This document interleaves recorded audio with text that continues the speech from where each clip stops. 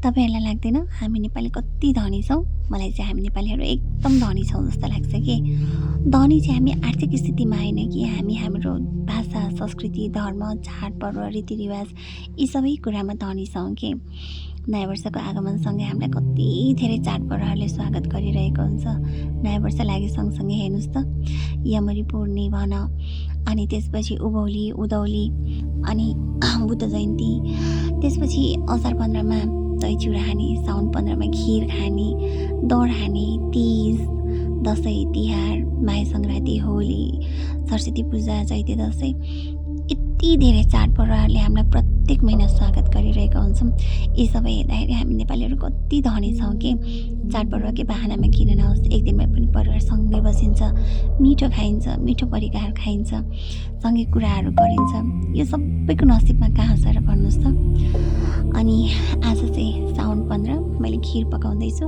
खिर सँगसँगै मैले चाहिँ आलुको पिरो तरकारी पनि पकाउँदैछु है। हामीले चाहिँ बेलुका पकाउँछौँ कि खिर। बिहान सबैजना त्यही हो, आफ्नो काममा गइन्छ। खाना खाने पनि सँगै खाने फुर्सद पनि हुँदैन। सबैजनालाई बच्चाहरू स्कुल जानेदेखि लिएर सबैजनालाई आफ्नो काममा जानु पऱ्यो नि त। के गरी बिहानै पकायो भने पनि सँगै बसेर खाने टाइम पनि हुँदैन क्या।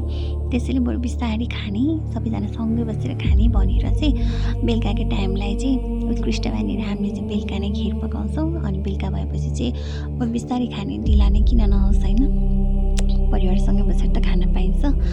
अनि मैले साथमा चाहिँ यो आलुको पिरो आलुदम बनाइरहेको छु कि। मलाई चाहिँ आलुको सुक्खा तरकारी मनपर्छ, तर मेरो नानीलाई चाहिँ आलुको ग्रेभी परेको तरकारी मनपर्छ कि। अनि उसले चाहिँ मम्मी म आलुको तरकारी खान्छु तर मलाई ग्रेभी गरेर बनाइदिनुहोस् है भने। अनि अब केटाकेटीले खान्छ भनेपछि त पक्कै नखाइहाल्छ कि, उनीहरूकै इच्छाअनुसार बनाइदिनु पऱ्यो नि त। अनि अलिकति पानी हालेर मैले चाहिँ यसलाई मरमसलाहरू पहिला भुटेर चाहिँ ग्रेभी बनाउन लागिरहेको छु। र मसलाहरू पाक्न थालेर तेल माथि देखिन थालेपछि चाहिँ आलु हालेर मजाले चलाएँ होइन। हुन त अलिअलि पिरो भएको छ, केटाकेटीहरू तरकारी पिरो त खाँदैनन्, तर पनि अलिअलि खाइदिए पनि हामीलाई चाहिँ आफूले बनाएको खानेकुरा चाहिँ केटाकेटीले थोरै मात्रै चाहे पनि कस्तो आनन्द लाग्छ कि। त्यही भएर अब जति खान्छन्। यसो भन्दै मेरो आलु तरकारी पनि रेडी हुन लागिसक्यो, साथमा खिर पनि साइडमा तयार हुँदैछ। अब आजको खाना चाहिँ हो खिर अनि आलुको तरकारी। हजुरहरूको चाहिँ पाक्यो कि पाकेन है त। अब